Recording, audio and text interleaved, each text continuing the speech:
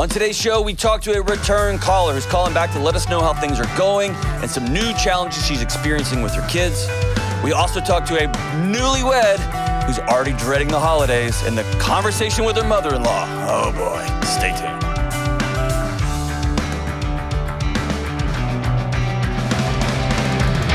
Hey, what's up, everybody? This is John with the Dr. John Delony Show. We're so glad you're with us.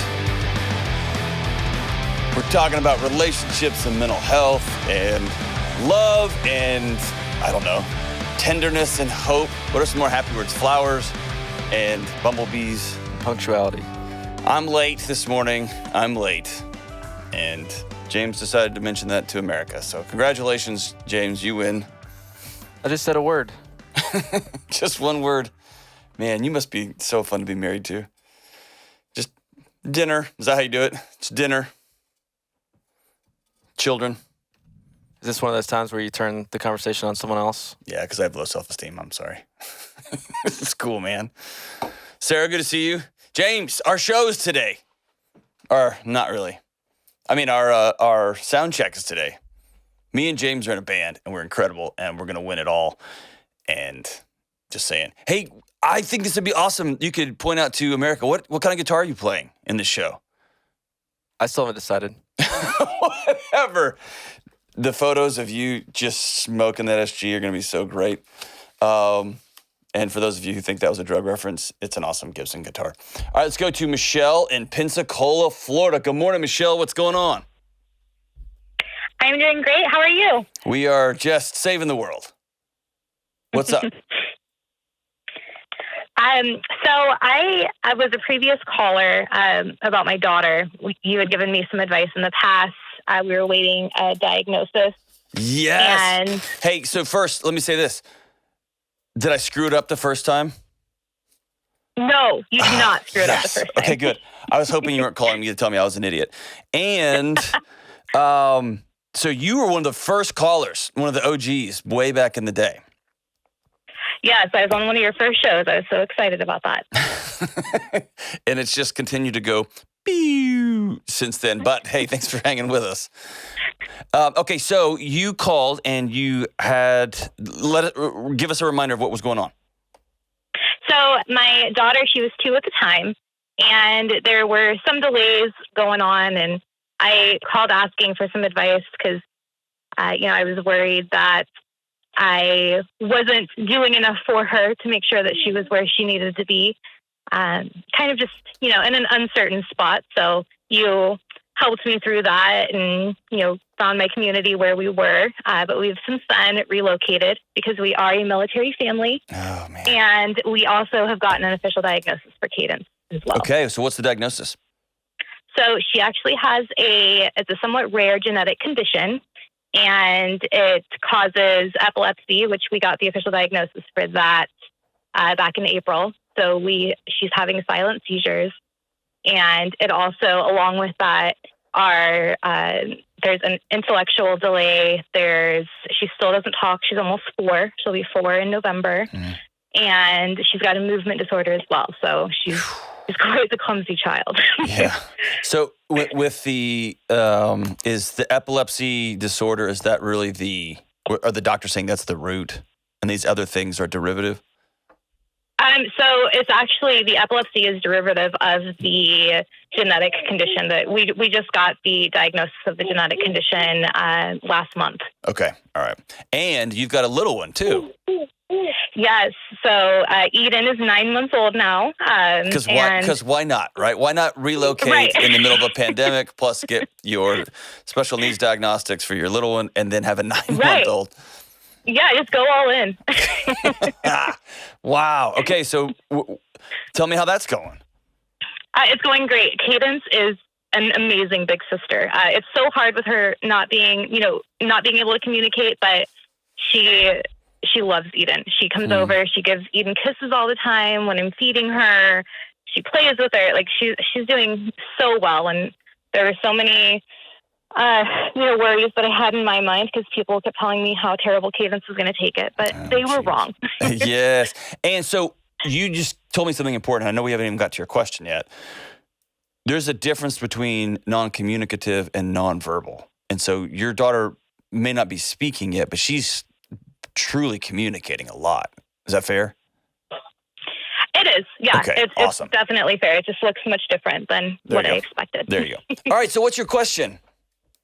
Yeah. So kind of, what I just said, I feel bad that sometimes I feel this way, but I mean, these girls, they're my whole world. But sometimes it feels like I am grieving what I expected motherhood to look like. With everything going on with Cadence, I feel like I'm constantly kind of on edge and, worried and keeping an extra close eye on her, almost like I'm waiting for the other shoe to drop. And I think that I am just struggling to sometimes take a deep breath and try to enjoy the moment a little bit more. So, will you do me a huge favor? Yes. Will you redo that whole thing? I'm going to re-ask you the question. Okay. And you apologized and minimized before you even said what's going on in your heart and head.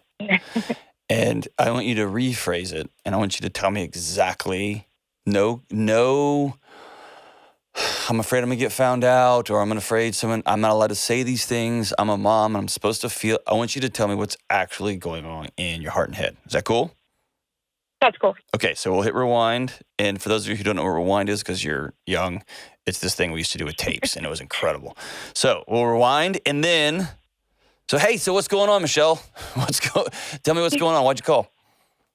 Hey, I'm calling because I am struggling with the fact that motherhood is turning out differently than what I always imagined. Okay, let's rewind and do it again. Hey, Michelle, what's going on? Be more honest. Okay. Hey, Dr. D, I'm doing great. No! Rewind again. I'll help you.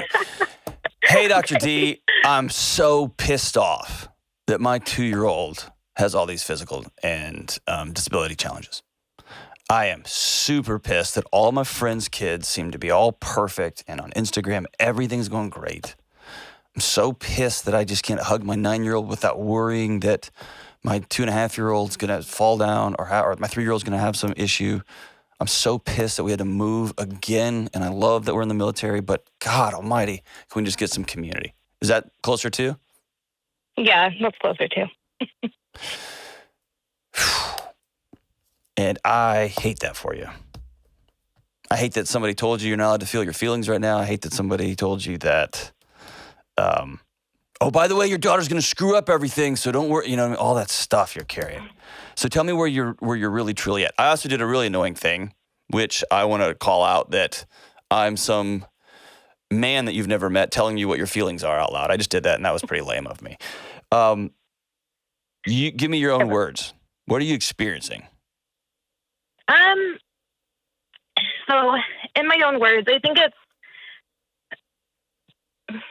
you kind of hit it right on the head. I'm seeing my friends do all these different things with their children, and it's things that I would love to do with Cadence, but we're not able to, or, we attempt to, and the outcome isn't exactly what, exactly what I wanted it to be or what I thought it would be like. Even as little as going and taking her to do something that I think she would have fun doing, and she ends up not enjoying it, or it's just a bad day, and it's just not what I thought that it would be. Are any of these things rolling off that you're a bad mom? Like this is your fault? A little bit. I've been working through that for a long time. I feel like it's kind of been in my head since Cadence started missing her milestones. Yeah. And she was just a baby. So with some of the parents I've worked with over the years, I've seen it over and over where their kid is born with a genetic issue or with a learning disability or some sort of challenge, and then mom and or dad, often mom, sometimes dad, own this as though this is our fault. Something about us created this child with these challenges. And then it becomes super your job to make sure that they are catching up, whatever that means, that they are having super tons of fun, whatever that means. And with kids with special needs, they don't always have fun in traditional ways. They don't communicate in traditional ways. They do things differently. The circus may scare the crap out of them, or they may be too short to ride the roller coaster for a long time, or whatever the thing is. And that just compounds this ceaseless, never-ending guilt. So am I on the right track there? You are. Okay. And then you get pissed at your kid that they're not having fun, or you get mad at your friend, and then you feel guilty about getting mad, or you feel guilty about, it's just this never-ending cycle of guilt. Is that fair? Yes, it is. It's very fair. Ugh. So, have you said out loud, I hate this? I have not. Okay. I need you to know it's okay to say that. In fact, you have to.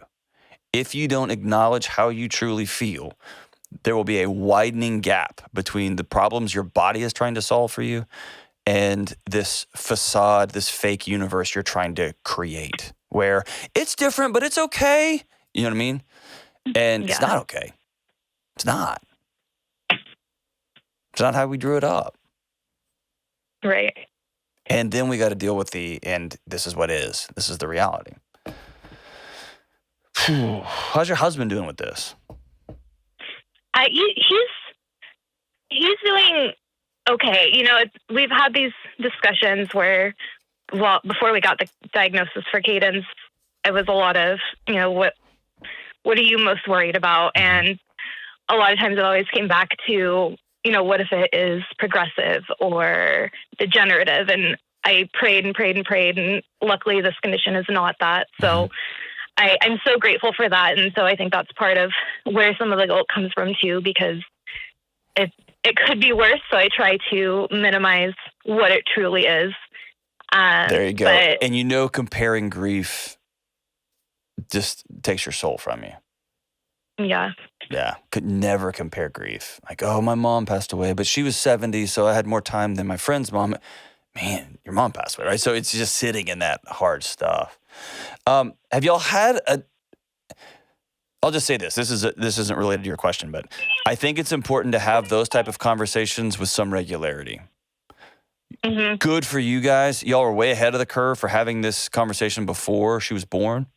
But I think it's good to have check-in conversations every couple of months. Just how's our experience? How are you? Right. You know what I mean? To check back in, because all these milestones are going to be different now. So what's your question? I feel like I'm talking too much. What's your question? You're not talking too much. I think my question is, how do I just live more in the moment without having to feel so heavy all of the time? Oh, that's such a good question. So I want you to think of that weight you feel, that inability to breathe, as your body trying to experience the reality of what you're living in versus what your head is trying to convince yourself is actually going on. What I mean by that is your body knows that your daughter's hurting. Your body knows that it wants to be over here with your special needs daughter and with your 9-month-old. Your body knows, oh, by the way, I'm supposed to fill in the blank around the house and whatever, and at work and with my husband, all that stuff. And your head's trying to say, yeah, but it could be worse, so we're all okay. Everybody just smile. Let's get in the minivan and let's go. You know what I mean? There's a gap. Yeah. And so think of that weight, I love that you use that word, that heaviness as, and it's going to sound so cheesy, please don't roll your eyes, as unfelt feelings that you got to acknowledge are there. And instead of trying to pretend they're not real, I want you to enter into an intentional space of, I'm going to feel sad for the next hour. I'm going to be intentional about it. And for me, I write that stuff down, and it doesn't work for everybody. Some people need to say it out loud and tell a friend. You've heard me say a million times, grief demands a witness. And so having somebody you can say, I hate all of this. And I love, love, love being a mom, and I love my babies, and I love that I was chosen to be the person to navigate all of this. Nobody else could do this and love these kids like I can, and I hate that I got this assignment. You know what I mean? Yeah. So it's both and. And if you try to blow past one or the other, then your body's going to wear it. And it doesn't mean it's all going to be roses, but you will go through life lighter. You'll hold it looser. And so we're all going to the circus today, and you get to the circus, and Cadence has just an absolute barn burner meltdown, or she has a seizure six minutes in, and you got to leave.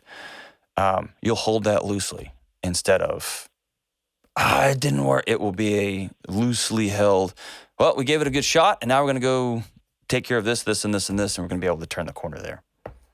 Right. What does feeling that look like for you?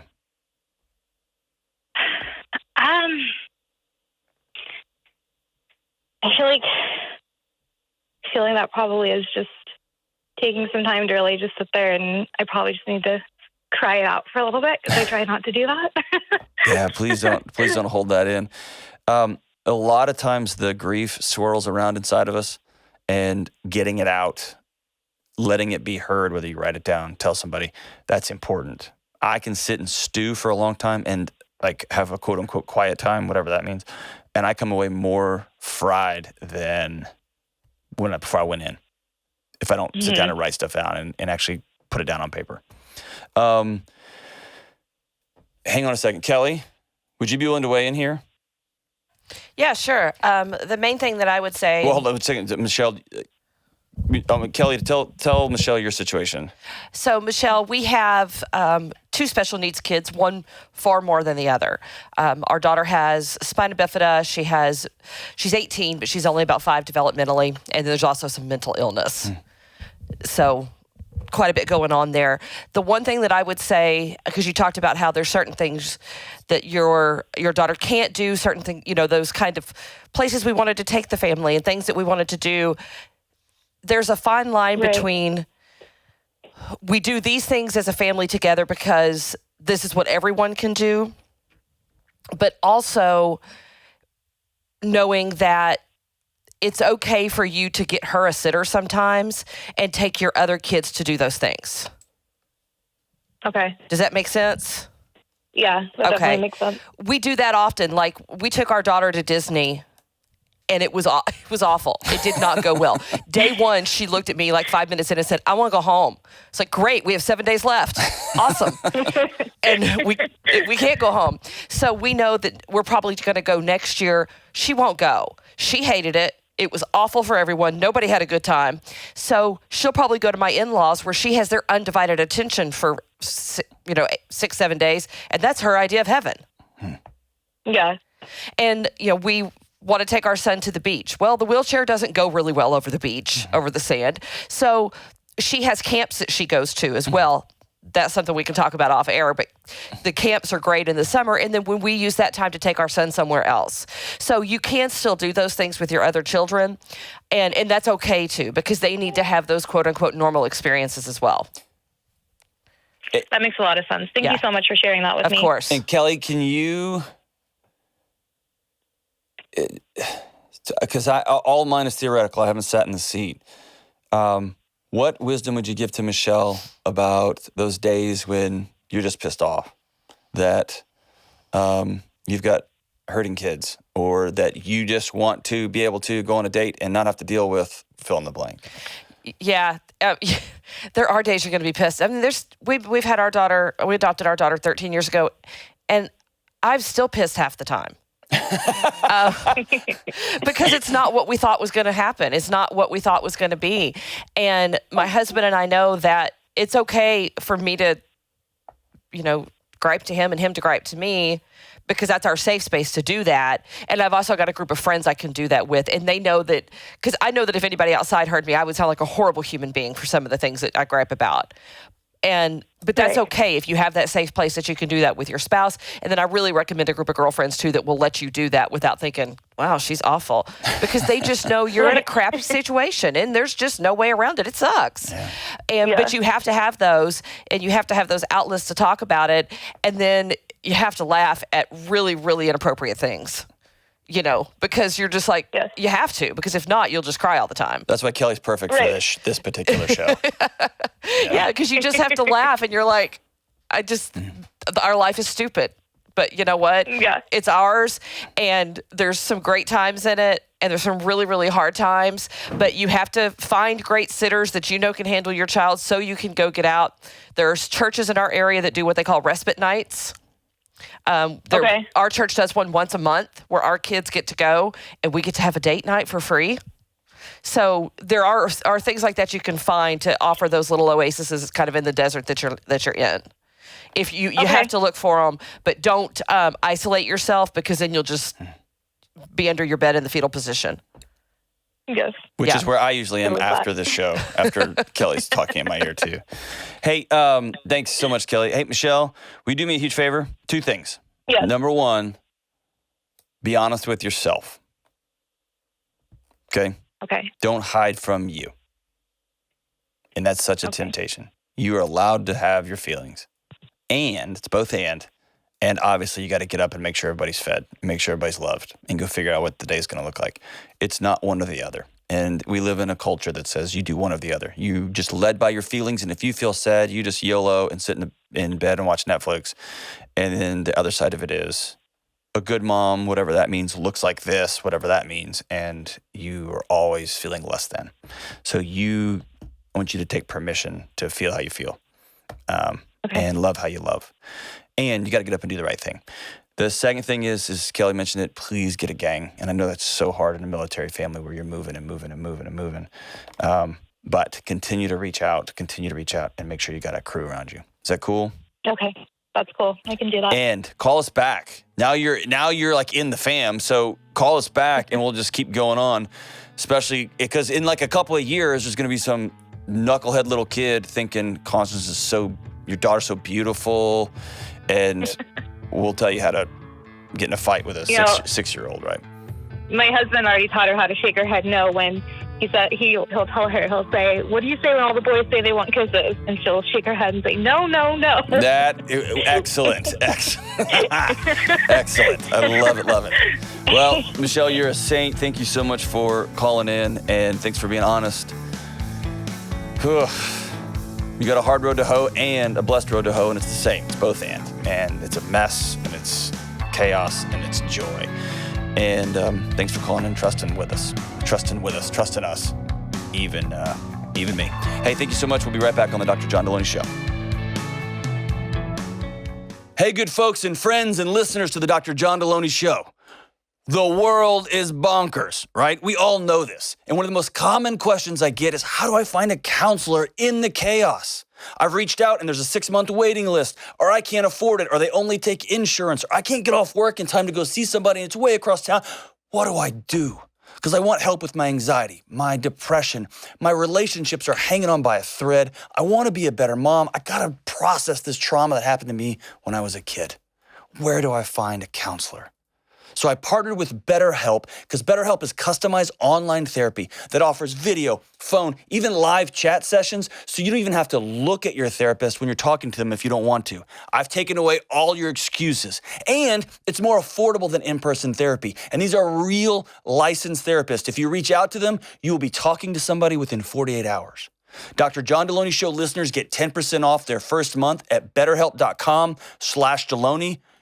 Please reach out if you need help. That's betterhelp.com/Delony. All right, we are back. Let's go to Alyssa in Fargo, North Dakota. That was my Fargoan Indian accent, and it was dreadful. I apologize, Alyssa. I've heard worse. It's fine. Yes. I just love finding out I'm not the worst at things. I don't have to be great. As long as you know somebody in your mind that's worse, that makes me happy. So what's up, Alyssa? How can I help? Okay, so basically, my husband and I, we've been married for like 10, 11 days. And hold on. 10 or 11 days? Yeah. Wow. Okay, cool. Do we already have problems? No, not with him. He's perfect. Well, I mean, he's fine. But gross. No, he's not. Yuck. You've only been married 10 days. So good. Okay. All right. He's perfect. I love him. Good for you. All right. So what's the deal? So I'm already like stressing out about, like holidays, 2 families. Last year we did like both sides. It was awful for us. They still weren't pleased with how everything was set up. Oh, gosh. What morons. So why you're day 10? Why are you stressing about this? So my husband says I'm a catastrophizer. Hold on. He says this. Are you? I tend to overthink a lot. That's such an undersell. So you're a catastrophizer? What's your favorite catastrophe you've thought of over the last 18 months? Let's just get into this. I love catastrophizers. Oh God, I don't know. He'd leave me. We paid all this money for a wedding. It wouldn't happen. So when he actually showed up and put the ring on, did you exhale like, all right, sweet, dodge that one? Well, no, because then there was like so many other things that could go wrong that way. What? Okay, so let's just get to the actual reason you called. You are 10 days into your new marriage, and you've described him as perfect and wonderful and so lovely. So you won, right? He's a good guy. You married well? Right, yes. And it's not even, it's not even winter yet. There's already 100 inches of snow on the ground in Fargo, I'm assuming? Yeah, basically. All right, basically. 101. So y'all are sitting in the deep snow together in love 10 days in, and you look over and you see him, and snowflakes are gathering on his eyelashes. And yeah, you've got one hand on his shoulder, just rubbing his back. It's so good. And then you think, oh, just a few short months. Disaster. We've got Thanksgiving and Christmas and what's going to happen. And then your body races to fight that problem or to flee that problem. You're so great. Okay, so what did you screw up last year? Well, we went to both sides. Well, that was ridiculous. What else did you do? Come on, Alyssa. I know. What else happened? Basically, his mom wasn't pleased that we could only stay there for like 5 hours by the time. Ridiculous. What kind of daughter-in-law are you going to be, Alyssa? What else happened? Well, actually, that was mostly it. My mom needs to understand it a little bit more, which is surprising. So you're my favorite person I've talked to in a long time. So thank you. I want to distill this catastrophe down. So, you stayed for 5 hours, and his mom said, I wish you'd stayed longer. What else did she do? Did she let the air out of your tires? As you were pulling away, did she lean into your ear and say, you've ruined my life, and I hate the fact that you're in my family? Did she say that? No, his mom is super sweet. We get along real great. What did she do that was a disaster? So his mom is non-confrontational at all. Are you? Usually, yes, I am. She's super easygoing.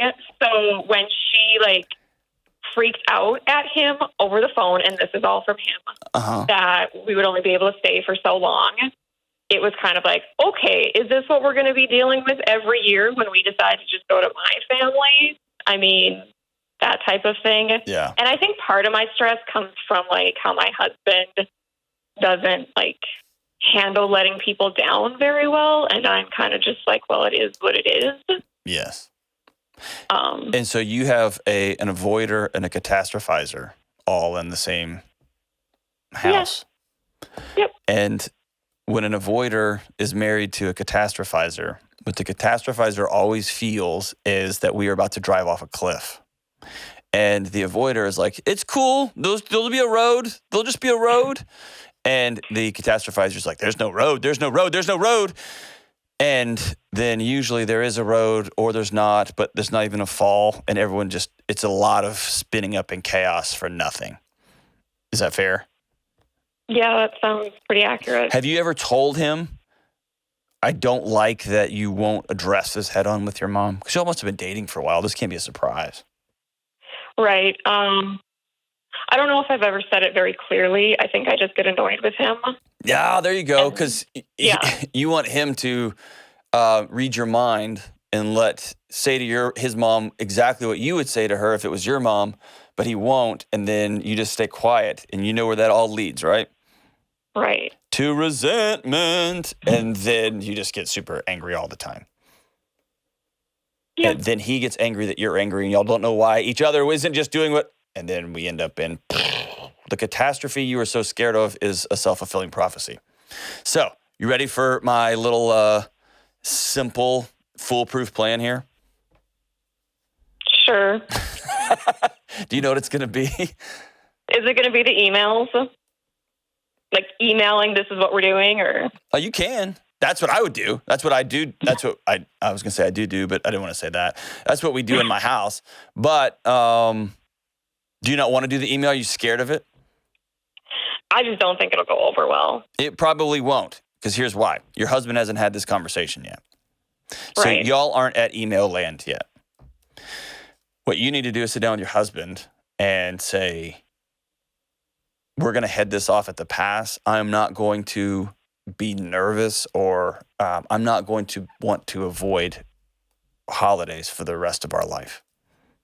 Thanksgiving, Christmas, Halloween, those things are too precious. They're too important to communities and to neighborhoods and to family units. We're not going to avoid that. And so this year already, we're going to put a stake in the ground and say, this is what we're going to do. So y'all have that conversation. Have you had that conversation that this year we're going to go to Thanksgiving this year and Christmas on that year, and we're going to alternate every year, whatever it's going to be? Have y'all had that conversation yet? Yeah, we kind of have. I've told him what I think would be best. He kind of is just like, I don't want to talk about the holidays. Yeah, so we need to talk about the holidays. Yeah. And if he doesn't want to talk about the holidays, you need to be very clear with him about letting him know this is stressing you out. The lack of clarity on what we're doing. More importantly, I'm your new wife, and whether I want to or not, whether it's wise or not, I don't want your mom to not like me right now. As lame as that sounds, I don't want that. So I want to get some clarity on the holiday season before we enter into it. I want to get clarity on our calendar. I want to get clarity about who's buying what gifts for who and how. Let's just get all that down. And I think being real clear. You say he doesn't want to talk about it, but you also said you're not very clear with him. I think letting him know these are going to be the important big rocks for me. And I want these to be important big rocks for us. And I want to dream about what is Thanksgiving going to look like and Christmas going to look like. And then let's be honest with all of our family members, reverse engineering that. And at some point, yes, you'll probably get to the email world. Or he can just have a clear conversation with his mom. And my hope is he will not be a coward about that, but will tell his mom, hey, Mom, here's what we're doing for the holidays. Not, I hope it's okay, and here's what we were thinking about. Here's what we are doing. Me and my new wife, my little new family. This is what we're going to do. And Mom's going to bang her head up against that boundary, and then you'll have to hold firm. And then Mom will know, oh, cool. If I want to be in my kids' life, because they're adults just like I raised them, then I am going to be a part of their holidays, not the other way around. Is that fair? Yeah. And by the way, expect her to have her be sad, because she has a picture of what her married son's life is going to look like, and it's probably going to involve a lot of her, and it's going to be hard for her to realize that's not how that works.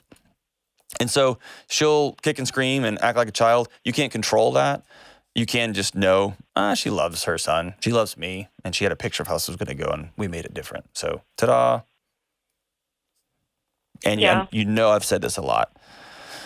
The earlier you can work through life where you love your mother-in-law, you respect her, but she doesn't get a vote in your decisions, the easier and more the better your relationship will be with her, and the lighter you'll walk through life. She doesn't get a vote. Yeah. Right. Well, it's 10 times easier for me to get along with her than my mother. So your mom, that's a whole other call. You struggle with your mom too? That's, like you said, a whole other call. It's typical mother-daughter stuff. So it's hard for parents to let their kids go be married. And especially I've seen this with mother-daughter relationships. She doesn't want you to experience some of the things she experienced as a young wife. And it's your life. And so those boundaries are so important. You sound like you knew the answer and you don't want to do it. What are you hesitant about? Well, maybe part of it is like I need to know if we're just being like if I'm just being a baby because we don't want to go to both sides. Why would you think that? Because like it's your holiday. We're young. We don't have kids. It's your holiday. You can do whatever you want. You just got to be honest about it. If you are unclear and kind of wavering, other people will backfill that with their stories. And so if you wait till November 15th to say, oh, we're still kind of deciding what, then your mother-in-law or your mom is going to create Thanksgiving pictures with y'all in them. So if you're not going to go, be clear way up front. Be clear way up front. If you don't want to go, just say, we are newlyweds and we're going to do our own thing this year. It's harder when you have kids because then you think, well, I don't want to keep my grandkids from their grandparents, want them to have a relationship. If you're going to skip out on stuff, now's the time to do it. We're in Fargo, North Dakota. We're going to Florida. That's what we want to do for Christmas. We're just going to go by ourselves to the beach and we will send cards. And we get to do that because it's our life and we're grown-ups. Ta-da! And getting to the place where you're, again, respectful, treat people with dignity, but you're not apologetic for what you want to do.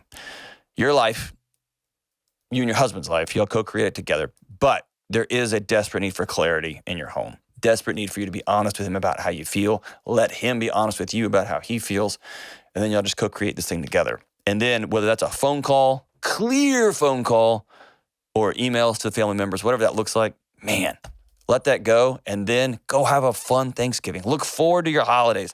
Don't dread them. Don't dread them. Have the hard conversations and go get them. Thank you for the call, Alyssa. You rule. Talk to you soon. I want to know how it all goes. Let us know how Thanksgiving goes. Call me back because that'll be a fun show. James, we're going to do that show. The Holidays Got Off the Rails show. We need to bookmark that one because that'll just be fun. Or we had the boundaries conversation and it was a disaster. That'll be a fun show too. All right, we'll be right back on the Dr. John Delony Show. Oh, what? Hey, what if we do like a three-way call where we get the couple and the in-laws and the other in-laws on the phone and just hash it all out in the air? We got people in the lobby, thumbs up in that. Yes, we're going to do a hash out live on the air and I'll be referee and Kelly will just come in and be like, y'all need to shut your mouth. This will be so fun. I'm in, 100%. I'm in. If you want your family to have this conversation live on the air with me as a referee and Kelly and James as referee spectators and with pom-poms and throwing stuff at people, shoot Kelly an email at johndelony.com/ask. Is that what it is? Yeah, that'd be so good. I can't wait. All right, we'll be right back on the Dr. John Delony Show. One of the most common questions folks ask me is what they should do when anxiety or panic strikes like a lightning bolt. I've been helping folks one-on-one for years, but I wanted to create something that everyone could use anywhere at any time. So I created a free guided meditation. It's not really a meditation, but really me just walking with you through your anxiety alarms from start to finish. I'll guide you through a breathing exercise and show you how to lean in, listen, and head towards healing. It is free and it's for everyone. You can download this guided meditation today for free at johndelony.com. All right, we are back, and Kelly sent me this email, and it's a unique take on a question that we get all the time about grief, and so I wanted to go through this email today. Email's from Greg. He said, how can I comfort a friend that is grieving? A close friend lost a relative to suicide. They died by suicide, and I don't know what to do. And I feel like I'm walking on eggshells. What are some do's and don'ts? Great question, Greg. Great question. So whether somebody is passed away by suicide or whether somebody is just had a hard stuff going on, whether it's big stuff, little stuff, man, Greg nailed it. How often do we walk through life walking on eggshells? I know so-and-so's wife just moved out on him. I know so-and-so just got fired. I know so-and-so's mom's in the hospital with COVID, whatever. And we just walk around on eggshells. Ugh, that's so frustrating. And here's why it's super frustrating. Number one, we want to help. We want to be supportive. We want to love people in our lives, and we don't know how to do it. And we feel like there's a certain train track we need to be on, and we can't find it. We don't know what it is. And when people are hurting, they need people who will love them. And they know that everybody's walking on eggshells around them. And they know that they're the weird one now, whose husband passed away in a car wreck, whose wife is super, super sick. They know, and they also don't have the energy or the time or the desire to teach everybody in that moment. And so they end up spending more and more time alone. And it gets to become this recurring cycle of avoidance and loneliness and please reach out. And I want to reach out, but I don't know how. So great question, Greg. Here's a couple of things that have served me well. I don't do this perfectly all the time, but this is the way I've tried to get through it, and the way I teach people to get through it. Number one, don't ignore it. One of the things we think, like we have somebody who passed away from suicide, died by suicide. His mom is sick. We think that if we bring it up, that we are going to suddenly remind somebody of this hurt. If we bring it up, they're going to be like, oh, I wasn't even thinking about that today. And now you reminded me. That's not how it works. If my mom's in the hospital, I know she's in the hospital. If someone I love has just passed away, I know they've passed away. So number one is don't ignore it. Don't avoid it. Lean into that discomfort. And most of the time, the discomfort is on you. I don't know how to ask if your mom with cancer is doing okay. I don't know how to ask if you're doing okay after your husband just moved out on you. You say directly, I know your mom is sick and she's not doing well. How are you? I'm still heartbroken that you lost your wife in a car wreck. How are you doing? How are we doing right now? That's a question I ask a lot. I don't want people to feel alone. How are we doing? You're on my team. And how are we doing? And it's just leaning into that conversation. Not avoiding it, not beating around the bush, but going directly into it. You are not going to remind somebody that they are grieving or hurting. You're not. In fact, the more you can lean in and say you're not by yourself, it will send messages to their brain that says, I got a tribe, I got a gang, I've got people with me. They might burst into tears. They probably won't. They probably will say things are really hard right now. Or they'll lie to you and say things are fine. So number one, don't ignore it. Number two, ask directly, how are you doing? How are you doing? And the next question beneath that, how are you doing, is what can I do to love you right now? Now, if you are 55 years old and you're talking to some grizzled old buddy of yours, you may not say, hey man, how can I love you better right now? But you can say, are you eating? Are you sleeping? I'm bringing dinner. What night this week works for you? Because if you say, hey, do you need anything? They're going to say no. Say, I'm bringing food this week. I'm getting you DoorDash this week. I'm sending an Amazon delivery to your house, period. You can speak into what's going to be in there. Otherwise, I'm going to get bananas and send something. But it is leaning into, how can I demonstrate that I care about you and that you matter to me? Often people are going to say, nothing. I'm fine. I'm good. All that. Beneath that, number four is letting them speak into it. What I mean by that is, don't just show up to somebody's house over and over and over again. But do ask, can I come by? Let them say, no, thank you, not today. And then you don't get your feelings hurt. This isn't about you. This is about them. So reaching out and saying, hey, can I come by today? Are you up for a phone call today? I'll shoot a text message. You up for a phone call today? Can we chit chat? Not today. I'm not feeling like I can talk on the phone today. Or sure, I'd love to. And you can talk about funny things or silly things. And going back to number one, you can be really direct. I'm so sorry that you lost so-and-so. I'm still with you. How are you? How are we doing? Are you eating? Are you sleeping? Are you going for walks? And the last thing that I always think this is important is to send handwritten letters. That they can, when people are struggling and they're in grief, their heads are all over the place, their hearts and their minds and their bodies are responding all over the place. And there's something about a handwritten letter that they can go back to and go back to. I've heard from parent after parent after parent after parent whose kid has passed away that letters are gold. They are worth their weight in gold because they can hold them and go back to them and go back to them and go back to them. It's just a currency of love. And so write letters, handwritten letters, notes, draw funny pictures. I've sent like crazy things in envelopes just to be I want someone to open an envelope and they'd be like, what is Delony doing? I just want to add a moment of levity or a moment of love, a moment of I'm thinking about you, but you can reach out. All of this comes back to this one thing. Don't shy away from it. Lean into it. Followed by, let somebody else tell you how you can best love them. One of the worst things we can do is to say, somebody's hurting, I know what they need, and then we try to do something that is counterproductive. It's not going to help them. So I hope that helps. Great question, Greg. Great question.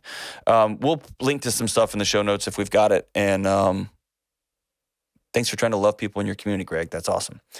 All right, as we wrap up today's show, we're going to go back to Alyssa from Fargo for her and her 10-day-old marriage. She loves that husband, loves him. But it's the mother-in-law and her mother, all of it. I'm going to remind you, Alyssa, of what the great Bill Withers, the great Grover Washington Jr., their joint song went a little bit like this. It's called Just the Two of Us. I see the crystal raindrops fall, and the beauty of it all is when the sun comes shining through to make those rainbows in my mind. When I think of you sometime, I want to spend some time with you. Just the two of us. We can make it if we try. Just the two of us. Just the two of us. Just the two of us building castles in the sky. Just the two of us. Who, Alyssa? I was going to say you and I, but it's not you and I. It's you and husband. I just made this weird.